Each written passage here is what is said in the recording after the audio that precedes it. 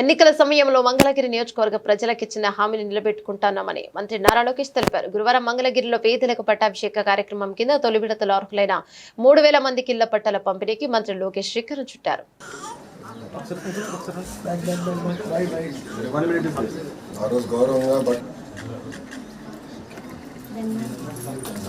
గతంలో జేసీబీ పాలన చూసాం. ఈ రోజు ఎన్డీఏ ప్రభుత్వంలో దశాబ్దాలుగా నివసిస్తున్న ఎక్కడైతే ప్రాంతంలో ప్రజలు ఉన్నారో వాళ్ళందరికీ ఇల్లు పట్టాలు ఉచితంగా ఇవ్వాలనేది ఒక లక్ష్యంగా పెట్టుకుని ప్రభుత్వం ముందరికెళ్లింది. దాంట్లో భాగంగా ఆంధ్ర రాష్ట్రంలోని ఎన్డీఏ ప్రభుత్వం ఏర్పడిన తర్వాత మొదటి పట్ట మంగళగిరిలో ఉండవల్లి గ్రామంలో ఇస్తాం జరిగింది. ఇది 2024 ఎన్నికల్లో నేను ప్రజలకు ఇచ్చిన హామీ. ప్రధానంగా మంగళగిరిలోకి వచ్చే గల వేలాది మంది దశాబ్దాలుగా ఒక ప్రాంతంలో నివసిస్తాం జరుగుతుంది. వాళ్ళందరూ కోరింది ఒకటే, మళ్ళీ మీరు వేరే ప్రాంతాల్లో మమ్మల్ని తరలిస్తే మళ్ళీ మేము అక్కడ ఇల్లు కట్టుకోవాలా, అంతేకాకుండా అక్కడికి వెళ్లాలన్నా రావాలన్నా ఇబ్బంది పడుతున్నాం, మేము ఎక్కడ నివసిస్తున్నాం అదే రెగ్యులరైజ్ చేయండి మాకు అని పదే వాళ్ళని కోరటం జరిగింది. నేను ఆనాడే చెప్పా, గౌరవంగా బట్టలు పెట్టి పట్టాలు ఇస్తానని హామీ ఇస్తాం జరిగింది. కూటమి ప్రభుత్వం ఏర్పడిన మొదటి 10 నెలల్లో మంగళగిరి నియోజకవర్గంలో సుమారుగా 3000 పట్టాలు మొదటి విడతలో అందజేస్తాం జరుగుతుంది. మీరందరూ ఒక్కసారి చూస్తే 2019 నుంచి నేను ఇక్కడ మంగళగిరిలో పోటీ చేశాను. 5300 ఓట్ల మెజారిటీతో ఓడిపోతాం జరిగింది.